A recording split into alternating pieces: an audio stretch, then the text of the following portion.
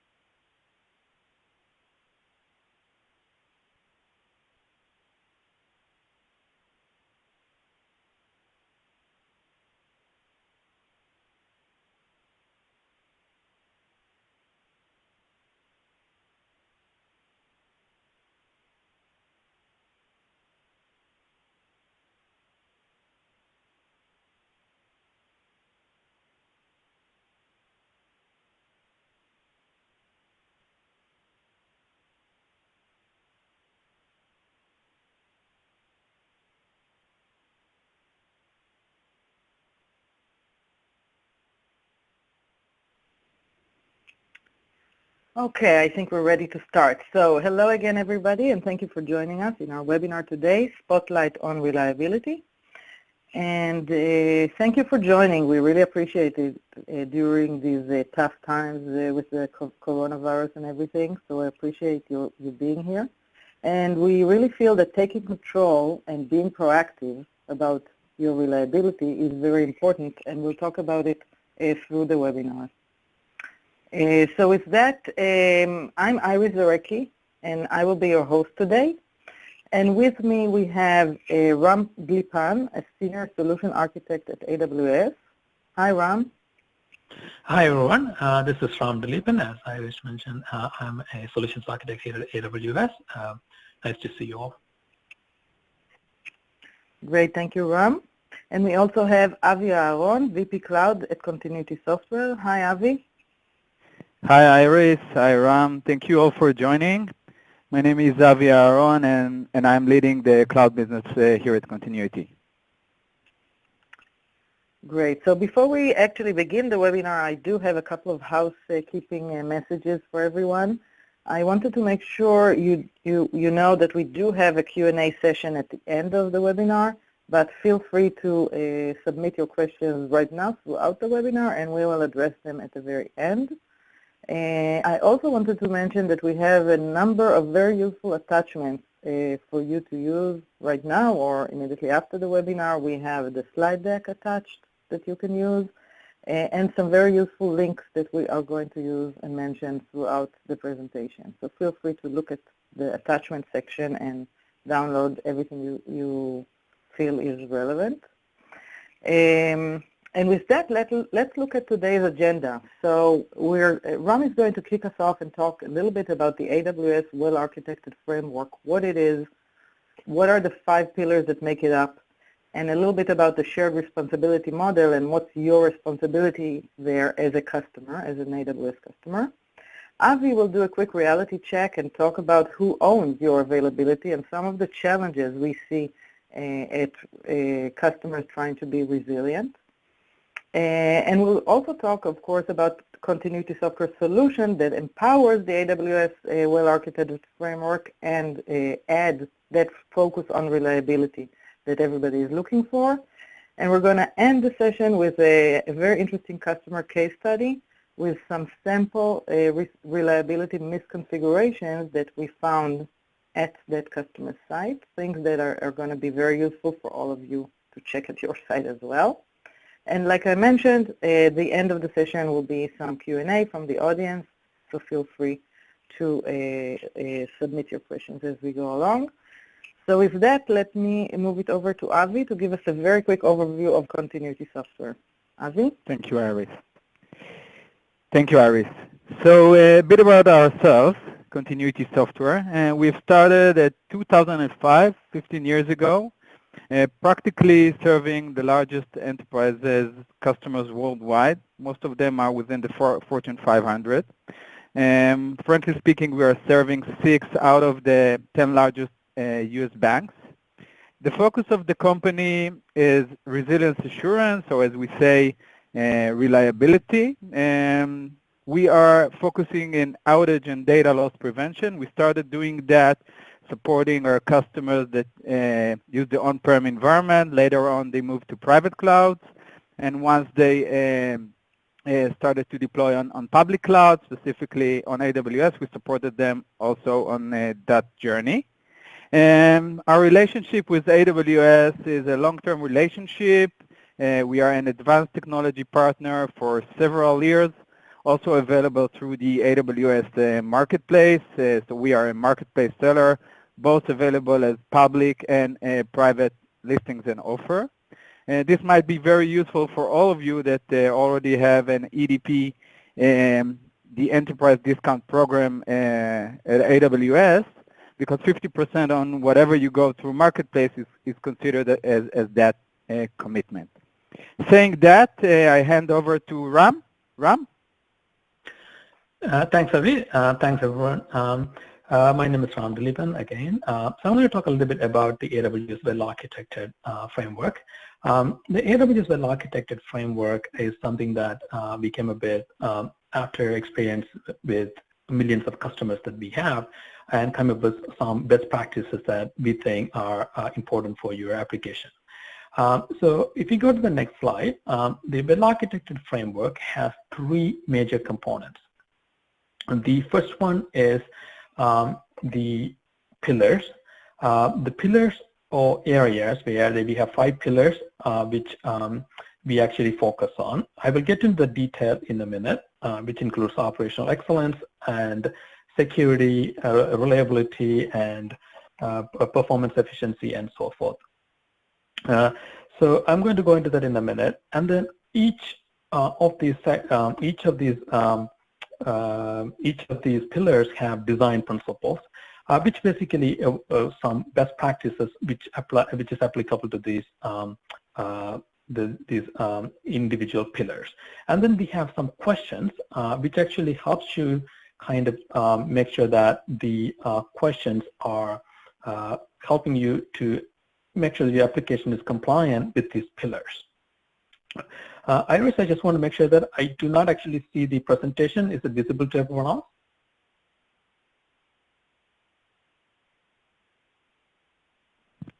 Yes, Ram. Okay, great. So I just want to make sure that it's visible because I have some network issue maybe. So this is the primary part of the Well-Architected Framework. So if you go to the next slide, I'm going to go into the first one is the operational excellence. The reason it's operational excellence is the first one because it kind of overlaps with the others as well. So this is about running, monitoring system to deliver the business value. So this is about the day-to-day operational aspects of it. This is one area actually continuity software can help you. So I will go into that a little more detail in the upcoming slides. The next pillar is the security pillar, which is about protecting your IT assets and the data. So that part is actually falls under security pillar. Traditionally, the security was all about having an Excel model where you have a firewall and everything behind the firewall was wide open. It's no longer acceptable. We actually recommend applying security at each layer, where AWS also helps you with security groups, network access control lists, and so forth. The next part is the reliability. The reliability is about preventing and quickly recovering from failures. This is again another area where continuity software can help, and I'm sure we will get into that in more detail, but I will also get into this in more detail in the upcoming slides. The next 2 pillars go hand in hand. One is the performance efficiency, the other one is the cost optimization.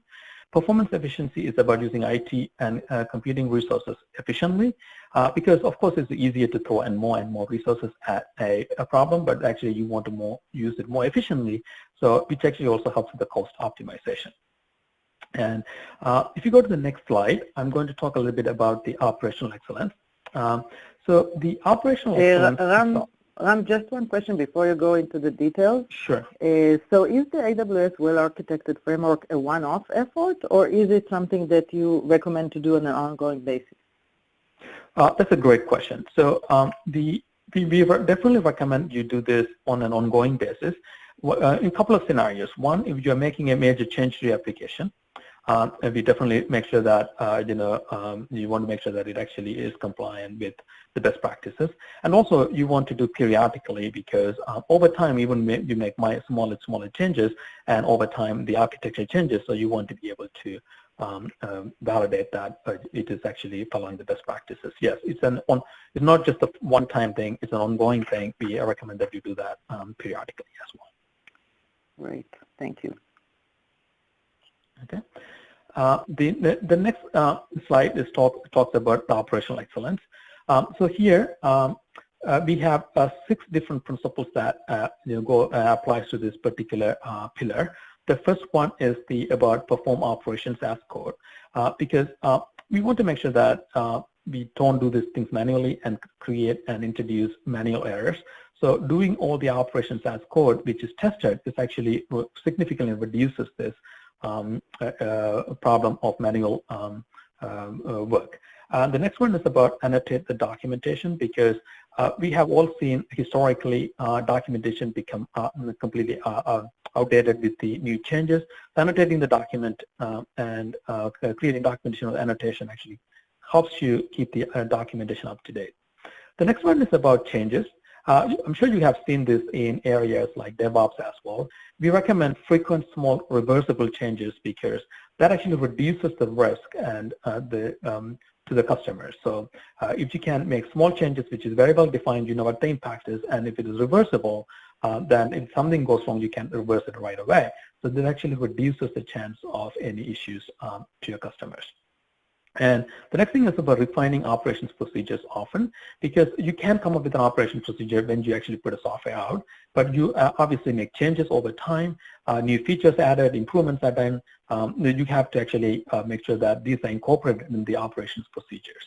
Otherwise, the operations procedure become outdated very quickly. And no matter what you do, there is a chance of failure. So you want to anticipate failure and actually prepare for it. You want to make sure that you have procedures in place. You have maybe things like game day where you practice, things go wrong, how do you recover from it, and things like that. So you want to make sure that you are prepared for it. The last thing is, but not the least, is that learn from all operational failures.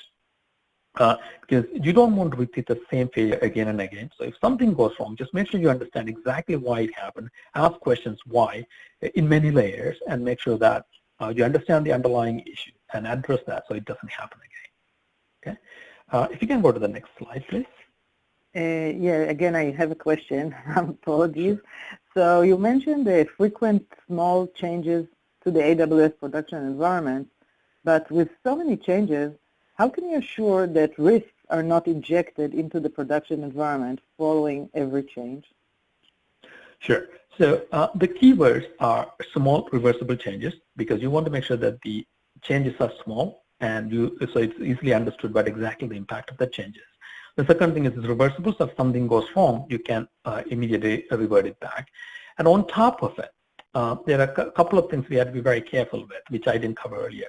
One, of course, all these changes have to be tested very carefully before we deploy them into production, so that reduces the risk of introducing errors into production. The second thing is that you can deploy this gradually, such as blue-green deployment, or so you actually deploy it for a small set of users, and then make sure that if it works well, and then kind of expand it to the other users as well. Otherwise, again, it's a small reversible change, you can reverse it back.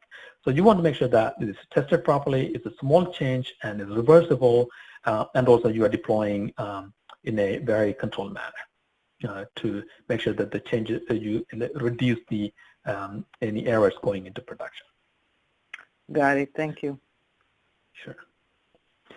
The next part, I'm going to talk about the reliability pillar. So this has 5 different high-level principles. So the first one is about testing recovery procedures. I kind of touched upon that in the previous pillar, which that's why I mentioned kind of overarching pillar as well. So this is about you want to make sure that if there's a failure, you can recover from that very quickly. You don't want to kind of practice that during the outage. So you want to practice and test the recovery procedures, including disaster recovery planning and procedures periodically, including game day, so you know exactly what to do if something goes wrong. The second thing is that automatically recover from failure. That's one of the most important principles, because more you automate, more you can recover automatically, the less chance that your customers will have any issues.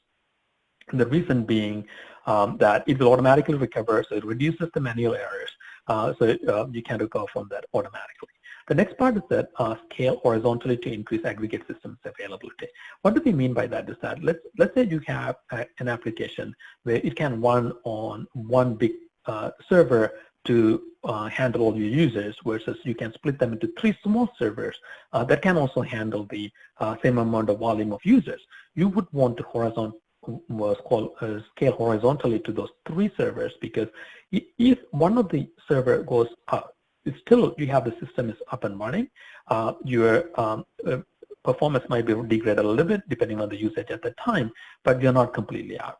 Instead of just buying one big server, you would want to distribute out them to multiple servers so that you can horizontally scale, which actually increases the availability. The next thing is to stop guessing capacity. It's very hard to guess capacity because you don't know the user patterns before you go live. No matter how much research you do, either you are underestimating or overestimating. Both are very costly. So this actually holds very well on the cloud, because you can make sure that you can expand as you need, properly using auto scaling and other features that actually helps you accommodate capacity without having to worry too much about planning for capacity up front. And the next thing is about, is a little bit hard to read this sentence, but manage change in automation. Basically what we say is that the automation is the only way to make the changes, and the only changes should be that automation process. Don't make those changes manually. If you can go to the next slide, please. Great. One quick question here is, you mentioned automation. Does it mean that if you automate the deployment process, reliability is guaranteed? It is not guaranteed. However, it actually significantly reduces the chance of any issues coming up, because if there is a proper automation, which is actually to follow the standard change management process and testing process, it actually significantly reduces the chance of any errors. Right. Okay, so can you tell us a little bit about the split of responsibilities between AWS and the customer? Great. Sure. So but that's what we call shared responsibility model, where AWS is responsible for the security of the cloud and the customer is responsible for security in the cloud. What do we mean by that? So AWS secures the regions, availability zones, edge locations, and compute, storage, even some software layers such as virtualization layer. So we are responsible as AWS for that. The customers are responsible for anything related to the customer data that they store, the applications, identity and access management, operating systems, network and firewall configurations, and so forth. This is something that customers are responsible for, and this is something that continuity software can actually help them. So having said that, now let me hand this over to Avi to actually talk a little bit about it. Thank you, Ram. So as Ram mentioned, companies based on AWS do see fewer disruptions and outages. So it's clear that AWS does its part to maintain the infrastructure and services, specifically also managed services offered by AWS. But we have to remember, and there are 2 questions practically. One is who owns the availability, which is really important for the customers, and also security. And I think that customers need to understand that eventually it falls between their hands. Customers need to architect properly, to assemble, to configure, operate, and eventually it's all about configuration. Yeah, I think that Gartner is saying that through 2023, 99% of cloud failures eventually will be the customer fault. So I think Right, we'll talk a bit about that later on. Yes, Avi. Based on your experience working with some of the leading enterprises around the world, what are some of the challenges around resiliency that they are experiencing? Thank you, Ari. It's a very good question. So having a 15 years and above experience working with enterprise customers, I think I can summarize that with 4 major points. So it starts with complexity, both on the team part and also on the technology part. From perspective of the groups and teams internally within the enterprise, it's the way that DevOps and IT groups work closely with the development groups, and eventually who is responsible for what. And so they need to communicate and to do things properly as for the up-to-date best practices. So this is from the human perspective. From the other perspective, technology-wise, there are a lot of services, either managed, unmanaged, if it's IaaS or PaaS. So there's a lot of new stuff and services that they need to handle properly. So it definitely become more and more complex. So this is the first pillar. The second one is related to ongoing changes. So we do see more and more enterprise that doing several updates per day, and they need to make sure that after each and every update they do not inject risks into their critical production environment. The third one is about knowledge, specifically when moving to a new domain like AWS, and with the pace of innovation coming from AWS, which I believe, Ram, correct me if I'm wrong, but more than 2,000 new main features and services last year. So it's a lot of information that they need to have in order to make sure that they are aligned with the up-to-date best practices. And if I try to wrap it up, it all ends with putting the right controls in place, and resiliency should be injected into every process. So what we usually say is that this cannot be achieved manually, and customers need to automate as much as they can on the processes, but also on the checks that they are doing. Next slide. So let's talk a bit about what continuity software brings to the table. So and this is also related to the Well-Architected Framework that Ram spoke about initially, and also the shared responsibility. So practically what we are doing is we are continuously assuring for reliability and making sure that whatever you deployed on AWS is bulletproof from perspective of reliability. So we have 3 main use cases that we cover. So initially it starts with what we call proactive resilience validation, kind of a shift left on availability. So practically we allow our customers, or we integrate into the customer's CI/CD pipeline. Let's say that they are using, for example, Jenkins. So once they deploy to staging environment or pre-prod, similar to a performance test that they might have, security test that they might have, integration test, we are adding the reliability pillar.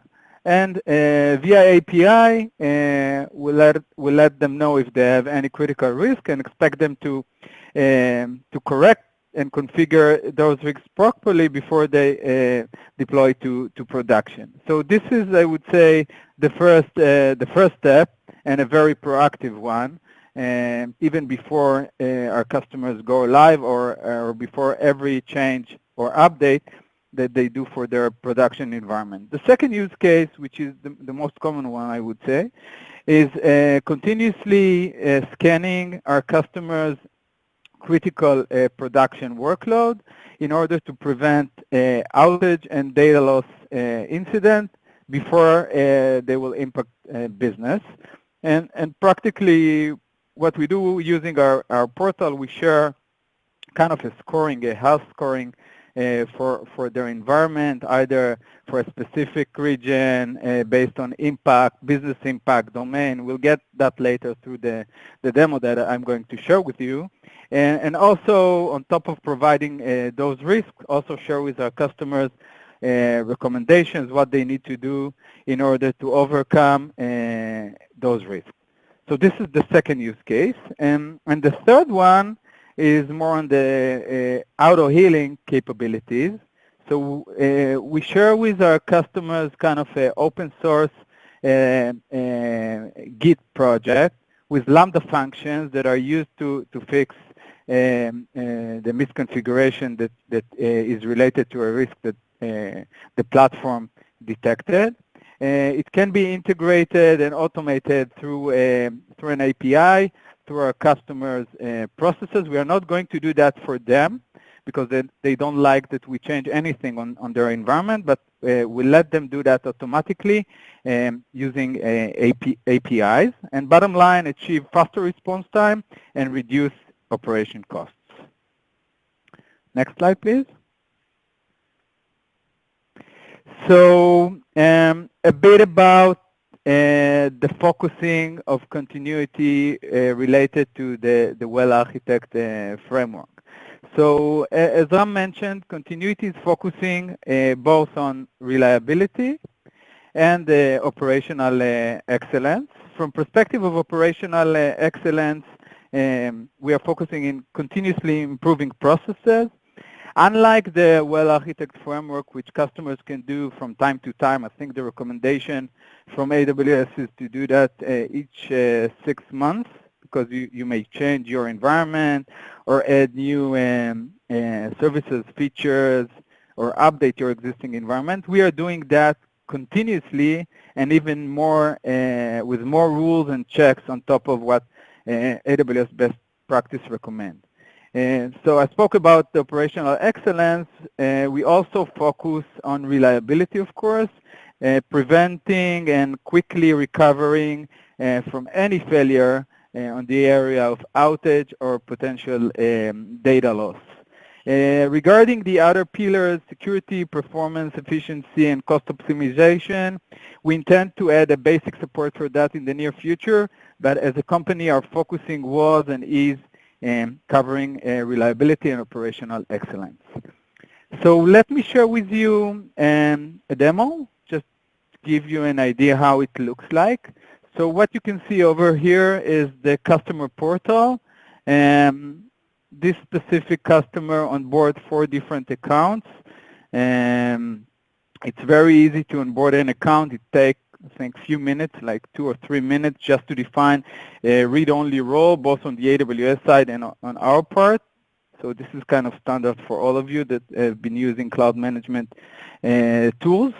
And once the customer onboard the account, we start to share with the customer insights and kind of a scoring from perspective of reliability. And we can see over here that there is a specific region which is quite poor. In this specific case, it's North Virginia. We can drill down and get more information on the critical risk over there. But on top of that, our dashboard is really useful for our customers. They can drill down either based on recently opened risks or urgency or impact domain. We have also a business impact view. And let me drill down and share with you some examples. So let me choose one of the critical risks. And this one specifically is about EC2 instance with a partial point-in-time copy. And we see that the customer recently added a new volume but forgot to create the snapshot for that volume. So in this specific case, in case of a cyber attack, if the customer will need to recover from this incident, it will not be able to do so. And in this specific case, the data related to the EC2 instance will be lost. Iris? Yes, let's go back to the slide. 1 second. So we don't need this to see the screen captures because you showed us the live product. Let's go straight here, Avi, and summarize the customer value from Continuity Software product? Sure. So some KPIs, I think over the years we gained them. So what our customers see is an overall of 80% reduction in unplanned infrastructure outages. And the setup, as said, using our SaaS solution is few minutes using our wizard to onboard a new account. So it's really quick, and we share those incidents, risk, and also recommendations with our customers. And we already have in place more than 300 plus infrastructure resilience misconfiguration rules, and this is growing on a daily basis. Just to give you an idea for the overall stack, including the on-prem part, private cloud part, and AWS, we have in place more than 7,000 rules. Iris, back to you. Thank you, Avi. So let's do a quick recap of what we've seen so far. So we talked about the AWS Well-Architected Framework and the 5 pillars, and then we talked about the 2 pillars that where Continuity Software is playing, reliability and operational excellence. And now let us share with you a very interesting customer story of one of our customers, what they did and what we found out in that environment. And then we'll share 4 real examples of misconfigurations we found at that customer site. So let's go there, tell you a little bit about the customer. So the customer is obviously a leading provider of financial services. And the challenge they had were twofold.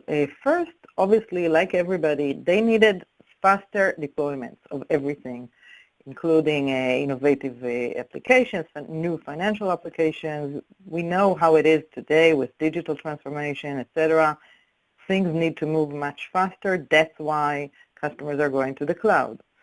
But at the same time, they were determined to keep the levels of availability as high as possible because these are mission-critical workloads that are running on AWS. So you cannot compromise the availability or the reliability for the speed. So they turned to us, and initially we scanned a relatively small environment, AWS environment. You have the numbers here. It's not a huge environment, but what we found was actually very impressive. We found 276 risks in this small environment, some of them significant risks to downtime and data loss. The customer obviously was very impressed and is now expanding availability or deployment to more AWS environments. And they did see this 80% reduction in both in the number and the severity of the incidents and the issues that they encountered. And they continue to see continuous improvement, so they can look at some KPIs and look how over time the reliability is improving.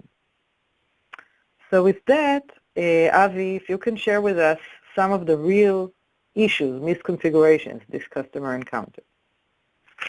Yeah, sure. So this specific case, as Iris said, was quite exciting because we found really critical and very important misconfiguration for this specific financial customer on his production environment. So the first example is about EC2 instance with delete on termination. So what we saw over there is that there was a static EC2 instance with delete on termination that do not have a termination protection in place, which means practically that the EBSs that were related to this EC2 had delete on termination enabled flag, and the EC2 itself had a termination protection disabled. And this is a very, very risky situation, as an accident instance termination, either via API, CLI, or whatever, can cause a downtime and even a data loss in this specific setup. Next one, please. So the second example is on the area of a load balancer, which was improperly configured with private subnet. So when we scanned the environment, we found that there was an internet-facing load balancer with EC2 instances configured, some of them, in private subnets. So the outcome of this specific configuration, specifically because routing is not won't be available through an internet gateway, and practically all the traffic will be dropped. And this can definitely end with the incoming traffic for this specific private subnets not getting there, and eventually ends with an application downtime. So this was the second one. Let's move to the third one, please. The third one was about RDS, managed service. As Iris mentioned initially, this specific customer was using several RDS instances, and this specific misconfiguration, at least from our perspective, is quite common, because we do see that almost within any customer that start to work with us. It's not so, this specific issue is not so known, unfortunately, to customers. And it's about manual snapshots. So practically, the customer had RDS instances without having a manual snapshot. And why this is so important, because if by mistake the RDS instance is deleted, as you know, all the automatic snapshots are deleted as well. And so if the customer does not have a manual snapshot in place, after requiring to recover from cybersecurity or just deletion of an RDS, they will not be able to do so, and recovery won't be possible. This is an example of a major data loss risk. And the last one is about containers, or more into ECS service. So this specific case is about a rolling update resource issue. So the customer has configured a ECS service that practically cannot perform a rolling update. And again, ECS is a managed service by AWS. But again, it's the customer responsibility to configure it properly. So what we found over there is that, and we realized that in order to run this specific update, the customer needs to start 2 new tasks. But there were only 2 EC2 container instances in place, and each and every one of them can run only 1 task as for memory limit. So, of course, as you can understand, in order to perform this specific rolling update, the customer would experience a long downtime during this specific task, which will end eventually with a downtime. Back to you, Iris. I'll take that. So just to wrap up before we move to Q&A, so I'm glad to update you that we've extended our free trial offering, 14 days free trial offering, to unlimited free plan for as long as COVID-19 crisis lasts. We do understand that all of you need to be proactive and take control on your AWS reliability. So for that reason, we came out with this unlimited free plan. Just to summarize what this plan includes. So our customers will get access to Availability Guard NXG portal, similar to what I've just shared with you on the demo. It's not limited to number of nodes, so feel free to onboard all your accounts. It's unlimited from that perspective. We will just scan those accounts and share with you risks that we found over there from perspective of outage and data loss. It's available currently for 3 months. Let's hope that COVID won't last more than the next 3 months.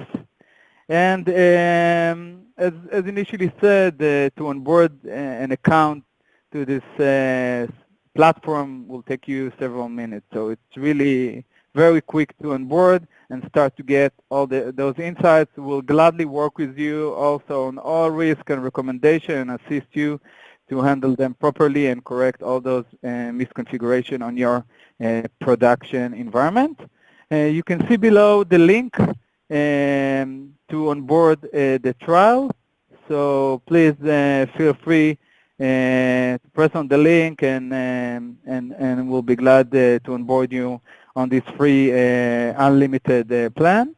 And in addition, you can just get into continuitysoftware.com, and on the right side, you'll see a free trial button. And it's not for 14 days. As said, it's unlimited free plan for as long as COVID-19 lasts. And back to you, Iris. Great. Thank you, Avi. I think this is a great offer that will allow people to make sure the AWS environment is reliable, stays reliable during this crisis. So I think it's a great offer. And you also have the link available in the attachments for this presentation, so you can find it there as well. And with that, let's move to the Q&A part that completes our webinar today. So I want to remind everybody that in order to submit a question, please use the Ask a Question window below the presentation. Please start submitting your questions, everyone. And while they do that, Avi and Ram, please unmute yourself so that you can address the questions. I see that questions are coming up. Avi, the first question is for you. Maybe you can take it. Avi, are you on the line? Yes. Great. So the question is, can you elaborate regarding how your product works? Do I need to install any agents on my machine and give you admin credentials? Thank you, Iris. A very good question. So our solution is agentless. You don't need to install any agent. We integrate with your AWS accounts using the AWS out-of-the-box native APIs. You just need to define a read-only role, and then it's account-to-account authorization with a read-only role in place. So as said, it takes like a few minutes. I would say even less than 3 minutes through using our wizard, and then you onboard an account, and we start to share with you all those risks, dashboard, and recommendations. Great. Ram, are you on the line? The next question is for you. Yes. Hi. Excellent. So the question is, AWS infrastructure and services are multi-AZ and multi-region. So if I'm using AWS managed services like RDS and EDS and ECS, aren't they resilient by definition? Yes. So, for instance, RDS, let's take example as RDS. It does provide you multi-AZ implementation. However, it is the customer's responsibility to make sure that they utilize those features in RDS. So yes, it does provide multi-AZ capability, but it is, of course, customers have to go and turn on the multi-AZ capability to make sure that they take advantage of it. So it's, you can run RDS, for instance, without having multi-AZ feature turned on. So yeah, it's customer's responsibility to make sure that they use the right features for what they need. I also want to add to what Ram just said, and I think the case study that we shared showed that the customer was using both RDS and ECS and other managed service, but eventually there were some risks injected over there. I think we spoke about the ECS service update. You know, it's all about configuring the right resources so the customer can run a rolling update without facing downtime. And we spoke about the RDS manual snapshots, and Ram mentioned multi-AZ and more. So definitely, as said, and we spoke about that also on the shared responsibility, AWS is doing their part, but then it's the customer responsibility to do their part as well. Great, thank you both. Ram, I think we have another question for you. Sure. The next question is, Does the AWS Well-Architected tool provide continuous assurance and cover the 5 pillars that you mentioned? So the Well-Architected Framework is a framework which actually you can apply to your workload to make sure that you are following the best practices. And also there is a Well-Architected tool which you actually can run within your AWS account, where it has all the detailed questions that you can go through and apply to your workload. However, it is not a tool that it's actually continuously automatically we're checking your workload against the well-architected framework. This is something you have to do yourself. However, there are a couple of tools that you could look at. One of them is the Trusted Advisor, which you can run, which actually highlights some of the open issues that you may have, such as a public S3 bucket and so forth. And also you can use also to some extent the AWS config, which actually monitors again for similar issues, and it will automatically alert if there is something coming up. Again, I'm going to use the same example. If suddenly an S3 bucket become public, it will actually notify you. But the AWS Well-Architected Framework, it's actually a framework which is not a tool that automatically audits your account and gets you if you are compliant with the framework or not. And I would like also to add, related to the Trusted Advisor, of course the Trusted Advisor is a very good tool. It's kind of a basic tool that AWS is providing. It's free of charge. And I think for reliability, it includes kind of 20 rules that check for the basics on reliability. And related to the Well-Architected Framework, it's more kind of a concept, as Ram said. So you are asking yourself a question and you are providing answers, but it doesn't really check that you are meeting those answers or the concept. And having a solution that on an ongoing basis make sure that you are aligned with those best practices and much, much more is really powerful. Great, thank you. And we do have one more question for you, Ram, from the audience. The question is this: can you talk about resiliency in the Well-Architected Framework? Sure. So what is resiliency? It's about the ability for a system to recover from failure, right, induced by either load, attacks, or failures.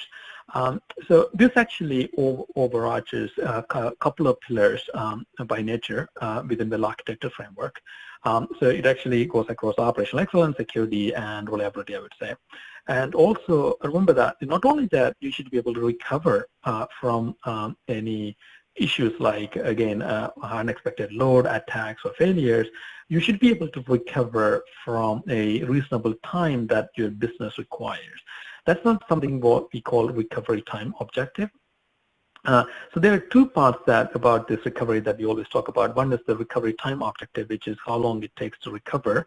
Let's say if you have a outage at 12 noon, if the RTO is 2 hours, that means that your system is back up and running before 2 p.m., right? That's the RTO.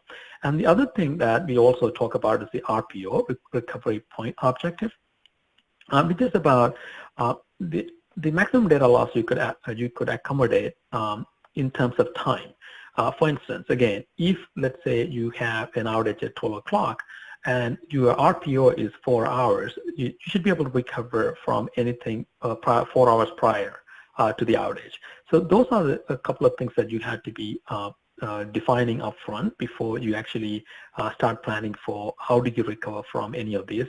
Of course, it actually involves, for instance, attacks. You have to have security and multi-layers, like have something like a web application firewall, and then also at the same time being able to scale out. Like, let's say there is an attack, you want to scale out to handle the load.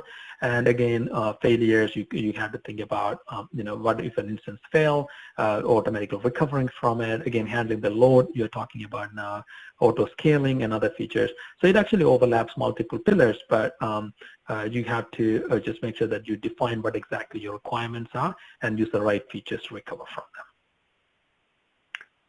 Great. Thank you, Ram. Avi, anything to add here? No, I think Ram covered that quite Okay, good. great. So let's move to the next question. This one is for you, Avi. Is the solution available on the AWS Marketplace? Yes, as initially said, we are a marketplace seller, so Availability Guard NXG on the AWS Marketplace is available both as a public listing, but also for private offers. So the answer is, of course, yes. And again, for enterprise customers that has an EDP, the enterprise discount program, 50% on whatever they go or buy through Marketplace is considered for their annual commitment to AWS. So it's really good for them. Great. Thank you, Avi. We have one more question that is related to you, Avi. What about infrastructure as a code? For example, CloudFormation or Terraform and other automation tools. Are they solving the same problem? So this one is a very good question. So I think it's a combination. I think what I've mentioned before is that the main conclusion is that customers need to automate everything. So they need to automate the processes, but they need to automate also the tests and the checks that they run on their environment, specifically for their production workload. So using Terraform, it's excellent, and it's excellent to automate everything, but you need to make sure that whatever you automate properly, and because you can configure and automate almost everything. It doesn't mean that it's reliable or it's not including any major security or availability risk that will be injected into your production environment. So the answer is use Terraform, use automation tools, but also make sure that you automate all your tests in order to ensure that whatever you deploy, either manually or through automation, which is the best case, you configure that properly. Great, thank you. So very good questions and very good answers. I think we addressed all the questions. So with that, I want to thank everyone for joining us today. Please stay home and stay safe, and we hope to see you in our next webinar. Thank you, everyone. Thank you, everyone. Bye. Thank you. Bye-bye.